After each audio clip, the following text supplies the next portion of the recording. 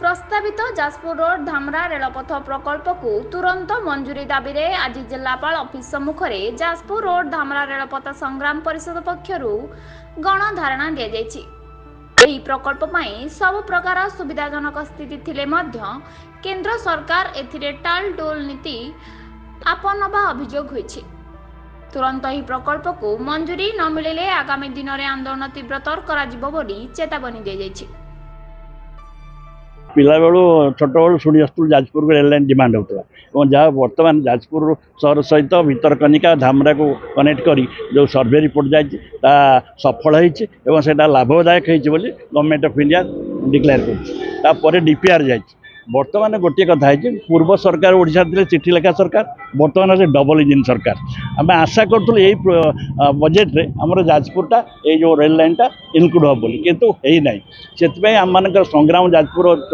समस्ते दलमत निर्विशेष जाजपुर अंचल को रेलर विकास हो दाबी करूँ दाबी सफल पर्यंत लागू रही किंतु आशा करूँ राज्य ओडिशार प्रतिनिधि होती केंद्र रेल मंत्री ओडिशा रे भारत देश में डीजेल डबल इंजिन सरकार एवं एठी मध्य पार्लियामेंट मेंबर होती लोक सभार शासन करथुआ बीजेपी दल आशा करूँ से प्रभाव पकातु आम जनसाधारण प्रभाव या सफल है पर्यंत ये आंदोलन चालू रही गणधारणा चालू रही जाजपुरवासी निश्चित आम वर्ष 2 वर्ष भर सफल करूँ बोली ईश्वर का आशीर्वाद भिक्षा कर। जाजपुर रेल लाइन हेले आप जानी बिहार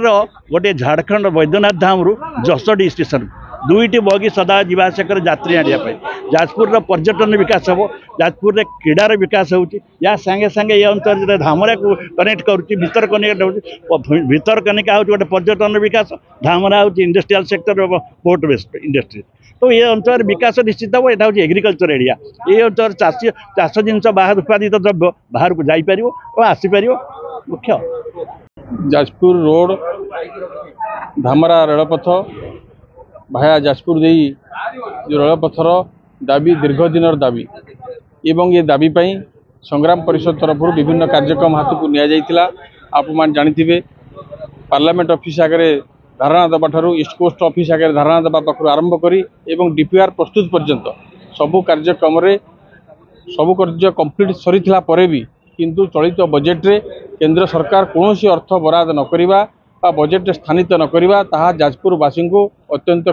दुख देइछि क्षुब्ध करिछि एवं समस्त मनरे जो आशा थिला जो भरोसा थिला सरकार उपरे से आशा भरोसा टिके तुटी जाइछि। तो एथिरे संग्राम परिषद समस्त बुद्धिजीवी मानकु नहीं आज एक प्रतीक गणधारणार आयोजन करिछि जे सरकार जो निष्पत्ति नैचंती से निष्पत्तिर पुनर्विचार करंतु एवं जो दाबी 100 वर्षर दाबी जाजपुरवासींकर ये दाबी प्रति तांकर यथोचित सम्मान रहू एवं पुनर्बार जो पार्लियामेंट आसूची बा सरकार केंद्र सरकार एवं राज्य सरकार उभय सरकार पदक्षेप नियंतु कि भाव में जाजपुर दाबी को सम्मान देवा सहित चलित बजेट रे अर्थ मंजूर करने आज ये गणधारणा आयोजन एवं आज आम निष्पत्ति करिचु प्रधानमंत्री मुख्यमंत्री एवं केंद्र रेल मंत्री जाजपुर जिलापाल जरिया एक स्मारक पत्र देवु जहाँ न करा जाइछि चलित बजेट रे आगामी दिन जो पार्लियामेंट आसूची आगामी दिन जो बजेट आसूची ये बजेट रे जाजपुरवासींकर जो 100 वर्षर दाबी को पूरण निमंते यथाशीघ्र अर्थ मंजूर करंतु यह ही आज आम जिलापाल जरिया स्मारक पत्र पठाऊँ एवं ये जो आंदोलन को आम आहरी आगू नबू एवं जेपर्यंत कार्यक्रम पूर्णांग न होइछि से पर्यंत संग्राम परिषद तार कार्यक्रम जारी रखिबो। जाजपुर प्रति अवहेला को बर्दाश्त करा जिवो नाही आमे दल मत सबु क्षेत्र में समस्त सहयोग कामना करूँ। जाजपुर रे पद्म फुटी नथिला जाजपुर पद्म फुटी एवं केंद्र में पद्म फुटी राज्य में मध्य पद्म सरकार आसी तेणु डबल इंजिन सरकार जितेबाला आसी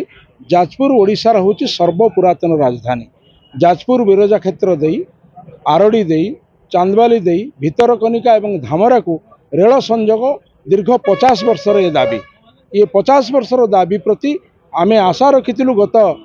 मनसून सेसन रे रेल मंत्री व्यय बराद करेंगे बोली 54 दिन हो गला डीपीआर गला परे मध्य टंकाटे सांक्शन है ना आशा रखुचु आगामी शीतकालीन अधिवेशन पूर्व व्यय बराद करेंगे एवं 3 जिलावासी जो दीर्घ 50 वर्ष दाबी को पूरण करेंगे नचेत आमे निरंतर भाव में धारणा गणधारणा विक्षोभ जनजागरण दरकार पड़े जमी गत वर्ष अगस्ट 6 रे आमे पार्लियामेंट आगे जंतर मंतर धारणा देइथिलु एथर से धारणा न दे विक्षोभ करने को पछेबू ना। आशा करुचु जे जाजपुर नुआ जिलापाल आसला आज तांको माध्यम आम स्मारक पत्र देवु प्रधानमंत्री रेलमंत्री मुख्यमंत्री एवं रेल बोर्ड अध्यक्ष को एवं आपण मान समस्तंकर जिलावासी तीन जिलावासी सहयोग कामना करुचु। माटीपाई माड़ी चलिबार बेल आसी माटीपाई पार्टी खोलिबार आवश्यकता रही। सेप्टेम्बर 18 ईस्ट कोस्ट रेलवे आगे गोटे विशाल गणधारणा आम आयोजन करुचु।